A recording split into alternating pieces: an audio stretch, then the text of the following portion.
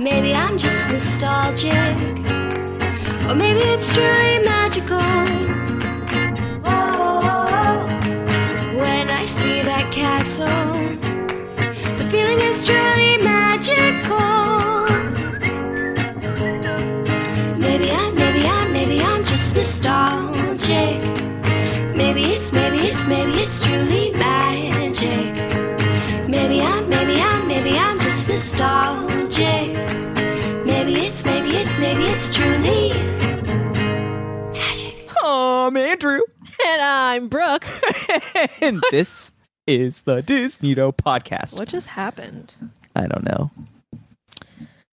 All right, tonight we're talking about, I don't even really know. We're doing debates. We're doing debates tonight. Debates. Good old American style debates.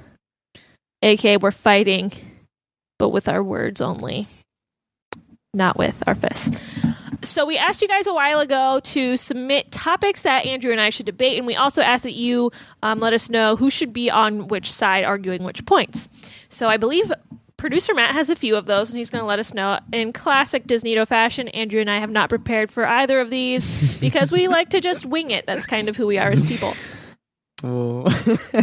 I'm not sure if either one of you got to read this, but we all know that Daniel always has an opinion. So oh my God, do I ever? It's So always he- wrong, too. he left a comment on our most recent episode about the misunderstood villains. Did he? Oh, I thought for sure he was going to talk trash on the drunk-ass Frozen trailer one. No. He probably was just like, I can't even stand to listen to these two drunkards. So bad. So he says, I'm so sorry. Let's unpack Maleficent for a second.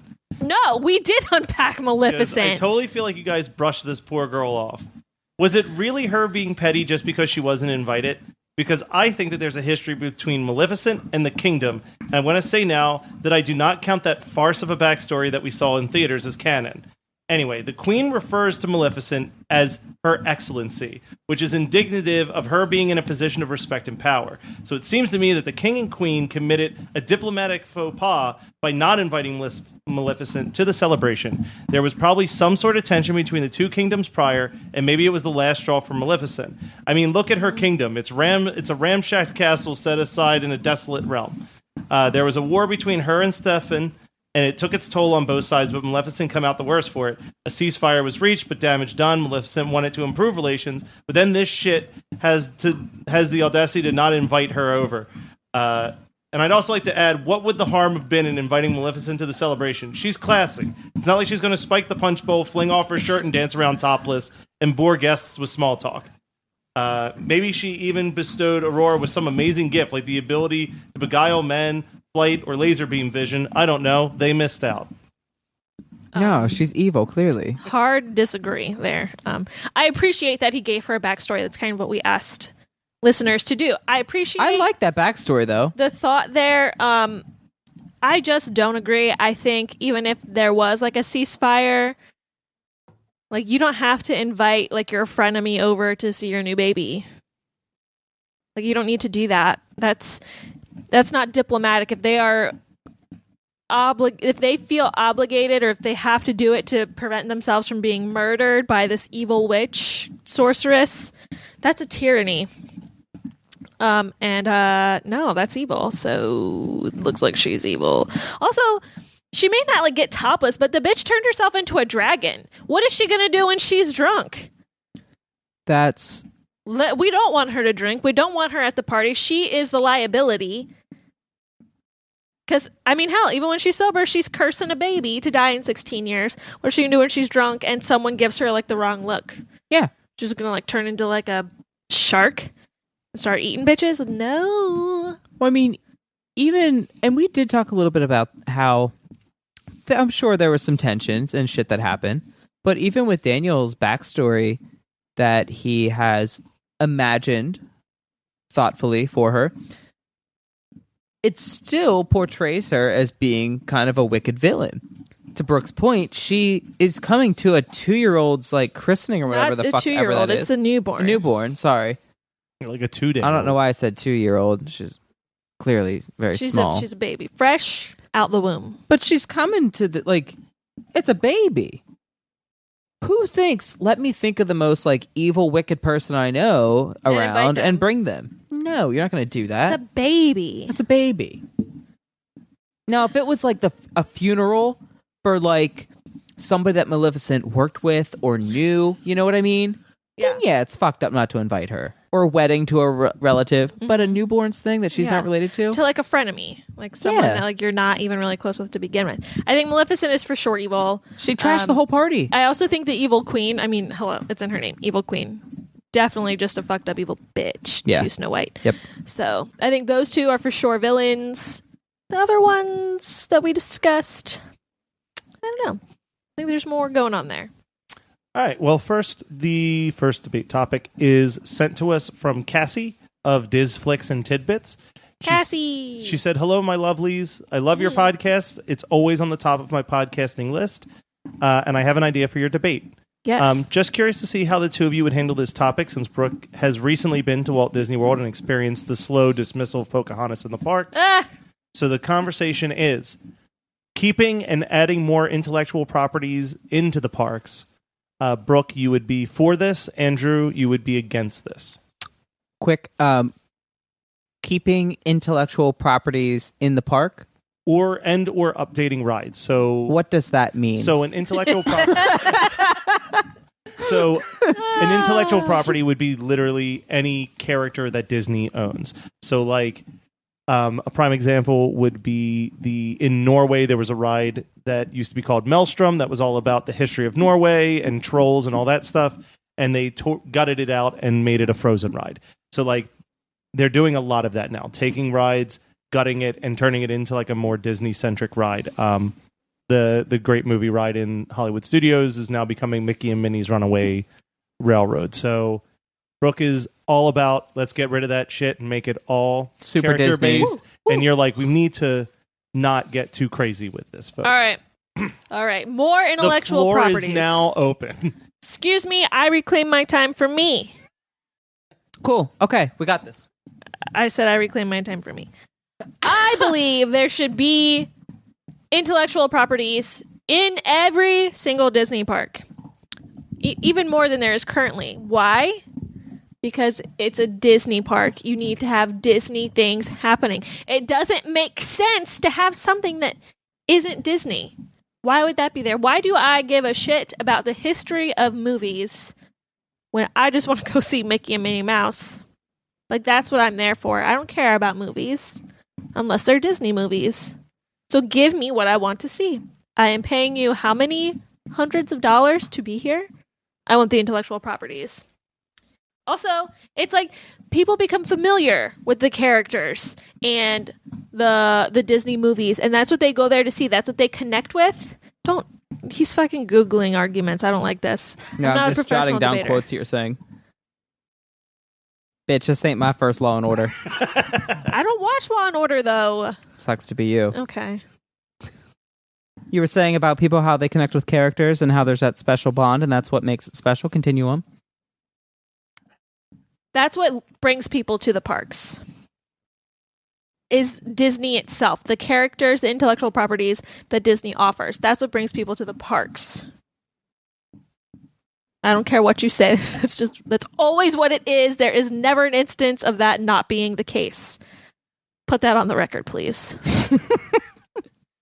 I'm sorry, Matt, are we actually recording? Oh, we're Yes. recording. Is this the red light on? Yes. Phenomenal.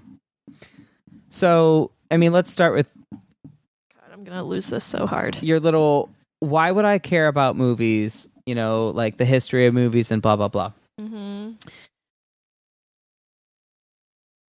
You got to think about big picture, what Disney represents in general. Yes, all of those characters and intellectual properties hold nostalgia. They are part of what makes the brand what it is. They differentiate them from other different things, and it holds for years and years and years and brings people joy. And that is a big part of what draws people there.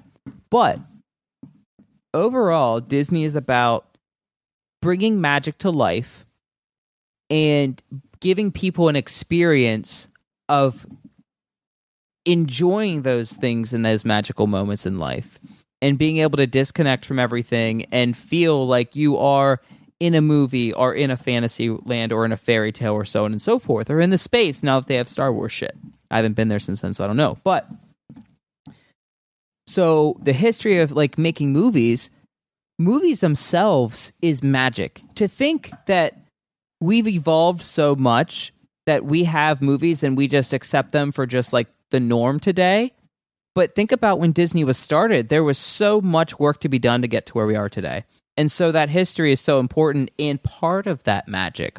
So having that intellectual asset aspect there is important from that perspective. Is it because those rides aren't getting a lot of attention and so they're being closed to bring in, IPs because that's what people want? So, well, I would agree with that, but you and I both know, especially given your marketing background. So you agree. You think you're really pretty. I do agree that they are not getting the attention and generating riders like other ones are. Like non-IP ones. Correct. Non-IP ones are not generating so you agree. I do agree. And I'll tell you what. You and I both know that in order to get somebody to do something, you have to show them the value of it. So let me ask you this. What has Disney done in the last several years to show the value of these things, rather than just monopolizing on the easy money of their characters? That's what I'm seeing. I'm seeing less of the overall magic and what really makes Disney special, and more of just pumping out characters that are going to generate money. Look at all the Avengers movies. Is it because of the magic, or is it because they bring box dollars? Because they bring dollars. I mean, superheroes sell, especially when they're hot. Let's see. What did I want to say? I don't even remember now because I started thinking about Chris Pratt and Robert Downey Jr. and now I got all distracted.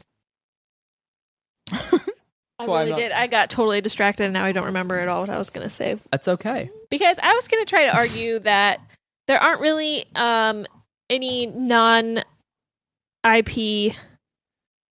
like attractions in the Disney parks that like they're really that good.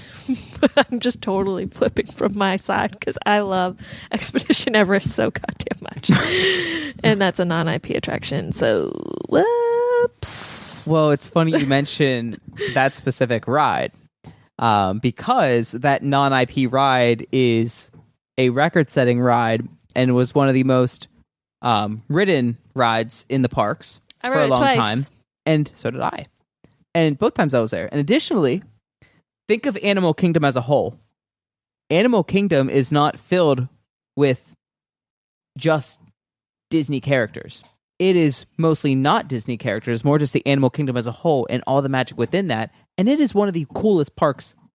It is one of my favorite parks. I feel like there's a lot of intellectual properties there, though, because you've got A Bug's Life, you've got Up, you've got Pocahontas there for I don't know how much longer. Divine the Vine. Would you like them to get rid of Divine the Vine? I didn't see her at all while I was there. Shit. She's very good. You got the Lion King. They stuff. are good. They are very Disney good. is diverse and inclusive. And I've seen non-her Divine the Vine. There's a lot of Lion King stuff there. There is. Avatar. Yes. Avatar Dinosaur, is recent, though. Finding Nemo. So you've got... Dinosaur's trash, I know. Uh-huh. But it's still an IP. So there on the flip it's side, still an IP. it's another example. Excuse me, I would like the record to show Avatar is not a Disney property. Actually, the article I just read claims it as a Disney property done right. As an IP done right in Disney. That's exactly what it fucking says. Because, let's see. Were these evidence records submitted before we went into the debate?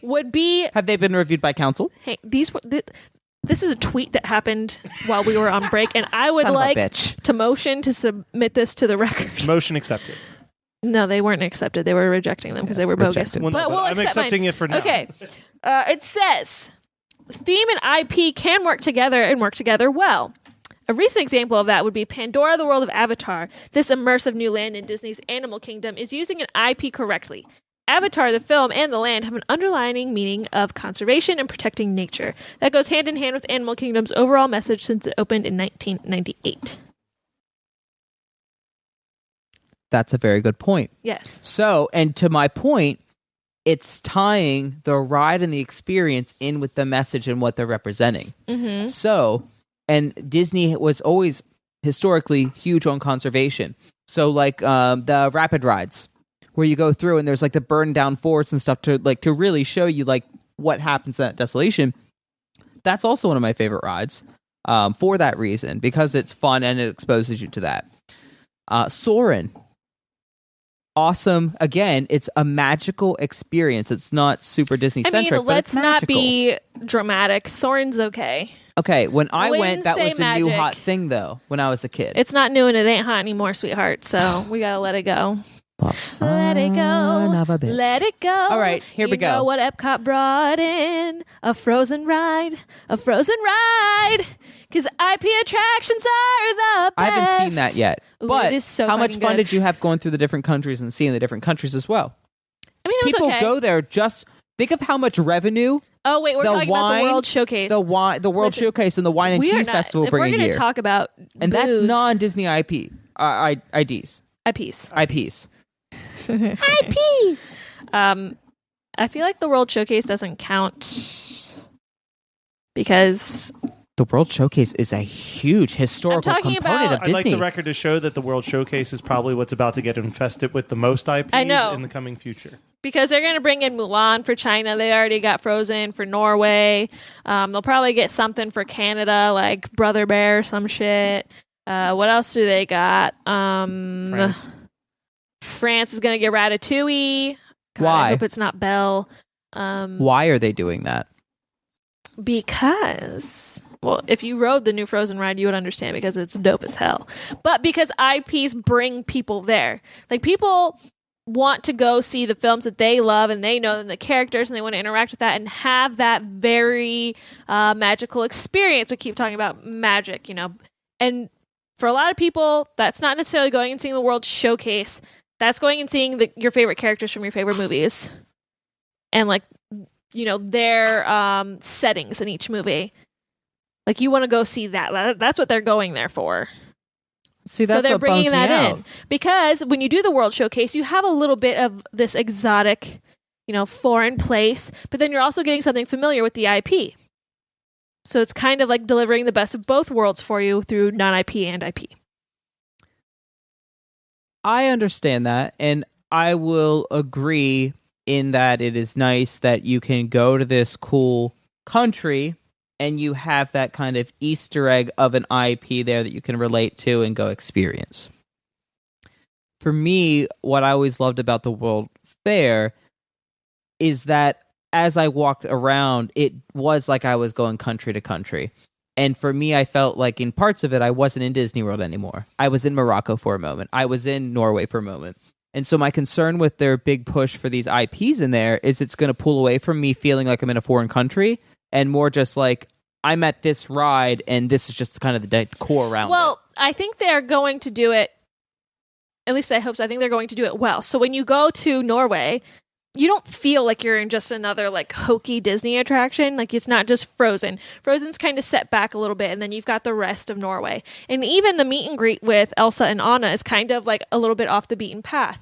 So I don't feel like they're trying to throw it in your face. They're trying to make it feel natural, which I think almost enhances the experience. Well said. Thank you. And again, I haven't gone to experience these yet. So my perspective is from being there a few years back. Mm-hmm. But that's what really stuck out to me about that place. Yeah. So what you're saying is that you've lied in the last 10 years? More times than I Can't be count. trusted, and I motion to table I don't this lie. debate. I've never Final lied. statements. I'd like to declare final statements on Final this debate. statements. I think intellectual properties in Disney parks are a fantastic thing. I advocate for more entering under the right circumstances and with a lot of thoughtful placement. I don't think they should bombard parks by any means with IPs, but I think the thoughtful addition to the parks could be a very beneficial thing. I would like to final my No. I would like to end this with, while IPs are an incredibly important component to the success of the Disney franchise and to the Disney theme parks, I believe that the main focus of these parks historically and in the future should be more about just magic and bringing that spirits in general and having a balance of the IPs and non-IPs. Additionally, with the Disney franchise being so focused supposedly on conservation, it pains me to see them investing so much money and resources and wasting materials to do all these things when they I could agree. just They be should not do the Star reminding Wars people land. of how cool these places are as they are. I And mean, instead of they're trying to all cool. change everything, this is my time. Sorry. This is my 5 minutes, not yours. Do you reclaim your time for you? You have to say it. Reclaim your time. I reclaim my time for me. Okay. Now I lost my phrase. So I can reclaim my time for me then. I reclaim my time for me. Furthermore, it is absolutely critical for Disney to be able to teach people not just about the characters and have that enjoyment, but what it takes to make that and what we risk and really the big picture of it all and not get lost in a frill. What are you even saying? There's a lot of words and not a whole lot of meaning. So What it means is it's not just about the characters. okay, that's all right. You're right. It's not just about the characters for your side of the argument. All right, so I've taken in both of your opinions. Oh God, we have to let Matt decide. He's Matt gonna doesn't get an opinion. He gets to go for non-IP. He's always going to go for non-IP Yeah. because he likes dumb rides. The listeners get to tell us what they think. Well, I was leaning towards Brooke winning this one, but Okay, well she dropped then, a whole bunch you of know what, sass on me. you may be changing for the better right now. Just like So, the Disney parks with the thoughtful addition Stepping of IPs. stepping into this, I was prepared to be anti-IPs, but Andrew's final thoughts were a little sloppy. Threw a lot of words, very little So I substance. got towards the interrupted a few times. end. Listen, that's just how the cookie crumbles. Whereas Brooks was a very well thought out final statement. No, it was just bitching Whoa, and singing Frozen. I mean, that's creative. that was It was creative. memorable. So Awful. I'm giving this victory to Brooke. Woo! You know what? I have to say though, this was a hard debate because it's like I feel like neither one of us is super passionate about it. It was difficult. Yeah, because I'm all about Toy Story Land. I can't fucking wait to see that. I know. And I plan to go to Disney just to see that. DoorDash? Oh my God, my Chick-fil-A's here, guys. You need to Please go stand answer by. the door. The dogs are letting me know. We'll take a brief 5-minute recess. We are returning from our recess. DoorDash has successfully been secured. Like my victory. I got Chick-fil-A, y'all. So unfortunately, I don't remember who sent in this debate topic, so I apologize. I want to say it was maybe Daniel, but who knows? And this one is Li Shang is reportedly not going to be in the new Mulan movie. Brooke, why do you think this is such a good idea? What? Andrew, why do you think this What is such side a am I bad on? idea? Oh my God. Sorry, why- one more time? That's why I think it was Daniel who wrote it, because that's some real... He would do me dirty like One that. more time? You are very upset that the new live-action Mulan movie will not have Li Shang in it. Brooke is overjoyed that they are cutting Li Shang from the new Mulan movie. This is a tough one. Andrew, I'll let you start on this one since Brooke started on the last one. Let me Google the character quick. He's the main Li character. Shang, he's the man. I don't know names well, guys. He'll make a man out of you. Oh, him. Yeah, okay. Is he replaced with anyone? I forget. He's just not part of the story anymore. The main romantic lead. Arguably the backbone of the movie. I'm trying to help you. You're supposed to argue why he should be in this movie. The floor is yours, Mr. Welch. So, Li Shang is the main dude in Mulan, right? And in the new film they're going to do, they're trying to take him out. That's bullshit. It is a recreation of, of Mulan as a live adaptation, correct? Correct. We are coming out with The Lion King as a live adaptation. We are coming out with Aladdin as a live adaptation. Are we removing any leads from those? No, we are not. So why are we removing it from Mulan? Now, one may argue it may be because we want to have a more, just a focus on a prominent female role. It could be that we are going to make the love interest focus something different than Mulan and Li Shang. However, they can still do that while keeping the characters in the film and updating it for 2019. So, Li Shang should be in it because if it is a Disney live-action recreation of the animated film, it should maintain the characters as such. That's my opening statement. Okay. Brooke, the floor is now yours. I think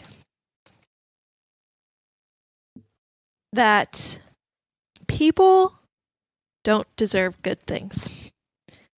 And Li Shang was a good thing, and he should be taken away because we don't deserve to be happy. Li Shang added to the patriarchy. Why did Mulan need to fall in love? Why did people that identify as bisexual or pansexual need some kind of animated icon? They didn't. First of all, you don't need to be represented in, pop culture. That's bogus, okay? All we needed was a female Asian lead to appease the masses, and that's what we got. We don't need Li Shang. We don't need to get down to the business to make a man out of no one. She can make a man out of herself. Nobody can be happy. Thank you. I reclaim my time for me. I'm so thankful that you brought up the bisexual topic because... Yeah, because you were really missing out on a very good debate point for yourself. You're welcome. No, I was waiting to see how you took things No, before I don't think really you were. I think crescendoing here. I think you forgot. As I said, it's important if you're doing a new adaptation to keep the characters there and you can still update it for 2019. And if it is supposed to be this love interest, but there is that conflict because what is supposed to, in theory, be these two in love is not because one does not feel the same or feel attraction towards that gender, blah, blah, blah. What an incredible opportunity Disney has to illustrate that with this movie while keeping those characters, but incorporate that into the film and do something with that. To not only shine light that is still something that exists and not brush it under the rug, but also be able to give people some kind of comfort and affirmation of whatever they may be feeling. Do you yield your time? I do. Who needs affirmation when you could just have a shitty remake of a Disney classic? This is Trump's America, and I think we've learned a valuable lesson that nothing good can stay, and we need to get used to disappointment. And what better way than to do this now? Get used to having things you love taken from you. This is an important lesson to learn. I don't think Li Shang needs to be there. I think we need to learn to move on past our childhood heroes. It's silly. We're adults now. Also, the addition of a witch to the live-action Mulan, fantastic. That's never been done before. I love the creativity here. Fuck Li Shang. I yield my time. I just want everybody to know and be reminded that Brooke has lied within the last two statements that she's given. I object, Your Honor. Somebody who said that she wants to, that, Can I that address childhood this question? nostalgia, let Chairman? go of Let him your finish- hero, let let him go of finish your his character question. thing, bullshit, who earlier stated that IPs This are is a totally the... different debate. You cannot I bring want up this past stricken debate. from the record. This is a separate Thank you. conversation altogether. Thank you. All right. Have you in the past said that Disney characters are incredibly important? It's not me. I would never say that. Pathological liar. Pathological. Okay. Listen. He needs to be in the film. The fact that he's not tells me one of two things. One, Excuse me, you're getting a little animated. They I would have like for you to calm down. They have a terrible. I'm It's sorry, only guys. live action I'm here. sorry. Only They have live a action terrible here. casting agency, and they can't come up with a good character or a good person. Which I could probably find somebody. What do you mean? Have you seen their live action Aladdin? Oh, this coming from the guy. Okay, no, you know what? You would do a much better job casting. Yes. You should cast a few of the upcoming live action probably remakes. should. Specifically, The Hunchback of Notre Dame. I'm just saying you would be fantastic at that. I'll let you continue. Yeah, I yield. who would you cast as Esmeralda, perhaps? What? In the Hunchback of Notre Dame live action, just so the listeners can get an idea, who would be your ideal casting for Esmeralda? Well, I think my ideal casting in the Hunchback of Notre Dame would be Anne Hathaway. I'd like the record to show that Esmeralda. I would like to motion to put this into the record that Esmeralda is not a white woman. I would accept that going into the record. Okay, so how are you gonna? This is a whole other debate. We're getting a little deep here, so I'll cut you some slack. Have you seen Mrs. Doubtfire? I want to know where this is going. Continue. Yes, I'm interested to see where this road goes. Robin Williams was a man who dressed like a woman. That's different. Robin Williams was a white man who dressed as a white woman. And he Robin killed the role. Williams was not a white man that dressed as a point black is- woman. What he maybe was, he can transform into many different characters. Anne Hathaway is one of those people who can transform into many different Oh, characters. really? She can transform her skin tone Well, and through her all of it, nationality, her that's ethnicity. called. Have you seen Avatar? That is a fantastical fictional world. Hunchback of Notre Dame takes place in France. That is a real place that we can go to. And Esmeralda, what was she? Let's. Oh, I can't fucking wait. This is a whole other debate we've gone into, folks. Why did you do this? It's because I was winning the debate. No, Do you see? Do you see how the sides are going here? She is a French Roma girl. I'm going to look up French Roma. I just want, while she's doing some Googling, I want to make you guys remind yourself of Anne Hathaway in Les Miserables and the fucking award she won for her performance. Which, where was French Les Miserables? Roma are an France. ethnic group which originated in northern India. I don't know about you, but Anne Hathaway is for sure from northern India. We just want to clarify for the record. Are you claiming that Anne Hathaway should do brownface in order to be in this Hunchback of Notre Dame Is that what you're trying to say? adaptation? We just need to clarify for the record. Personally, I don't think that somebody should, would, or would ever need to do what you referred to as brownface to represent a culture, background, or demographic. So you're saying we should whitewash Esmeralda in the live action remake?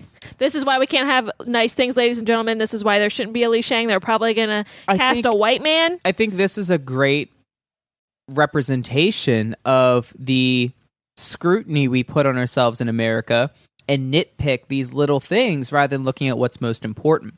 What's most important is somebody properly representing a demographic and fitting a role well. And let me remind you of this. Esmeralda needs to be able to sing like a motherfucker.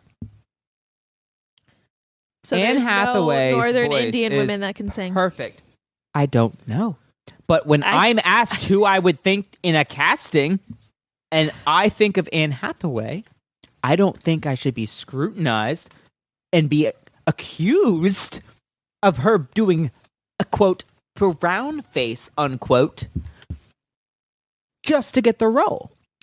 I think that Anne Hathaway could easily do the role as is. And for you to say that and assume that just because you're from Northern India means that you have brown skin is, in fact, a racist comment. Can we look at a picture of the animated Esmeralda from the film Hunchback of Notre Dame? Unfortunately, we need to move into Let's final quickly think statements. about... No, you already got us going. Let's quickly think about Disney and when that film came out and how not racist and prejudiced Disney was then, which is It a came out in like sarcastic comment. 97. It really wasn't that long ago. Yeah, we were still pretty effing racist in the 90s. We're still pretty effing racist. They didn't even have a black princess in the 90s. That wasn't until like what, 2007, 8, 9? 2009. And you are trying to tell me that we need to match up this 97 film? Oh shit, that takes us back to... Are you trying to say that Anne Hathaway should also be in the live-action Princess and the Frog? I just want to clarify some things. No, but they should do another live-action Princess Diaries with Anne Hathaway. I do agree with that. I do. I want her to have I would kids. like Anne Hathaway to be cast in Princess Diaries 3. 100%. Anyway, I'm using Man, we this really fucked that up. to further my argument that this is why we can't have nice things, because someone always has to ruin it. No Li Shang for you. I hope it's a lesson learned. The Final end. statements from you, Andrew? Li Shang was a crucial character and component to the success of the Mulan franchise, and I strongly believe that the lack of his presence in the future live action adaptation of the film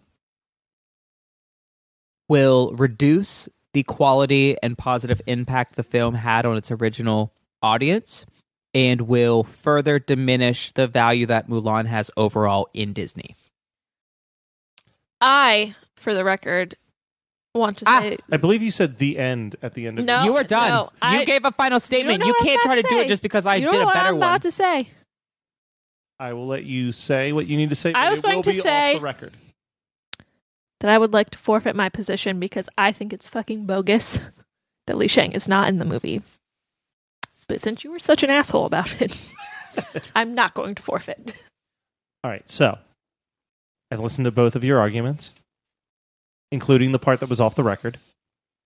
And while I am deeply, deeply disturbed by your Esmeralda casting, it pales in comparison to some of the things that your opponent said in the beginning about being anti-representation of multiple sexual You mean orientations. that's wrong? So, You mean that's wrong? So I'm going to award this victory to Andrew. Feel free to take a victory bite of a waffle fry. Guys, I'm Wow. sorry for any chewing you might hear. I've had a very long, stressful day, but in no way, shape, or form was I going to like bail on recording this podcast because you guys are so important to me. So if you can bear in mind, I'm going to chew a little bit throughout this, and I'm going to try my best to back away from the mic when I do it. Much appreciated. I'd like to call at this time for a 1-week recess. We will come back same time next week to do the final 2 debate topics. So stay tuned for that. And in the meantime, you can rate, review, and subscribe on our iTunes account, and also visit our website at disneytopodcast.com, as well as contact us on our social media. That is Disneyto Podcast on both Twitter and Instagram, and Disneyto's Facebook group. That is all. Ow. What's Well, bright and cheery? well, first we need to introduce the podcast. Oh, I guess we should do it in order. Hate for producer Matt to have to really just cut this all up. Yeah. Or do we do the intro at the end? Or like 35 no, I minutes say we in? just do it now, because if we don't do it now, we'll forget, and then it's just gonna... Or I'll be like, I'm Andrew, and you do like, I'm Brooke like 15 minutes later. We would just have like a whole conversation. Yeah. And I'm Brooke. Now it's really fucked up.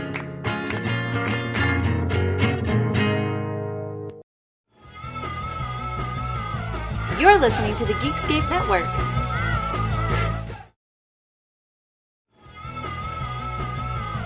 You're listening to the Geekscape Network.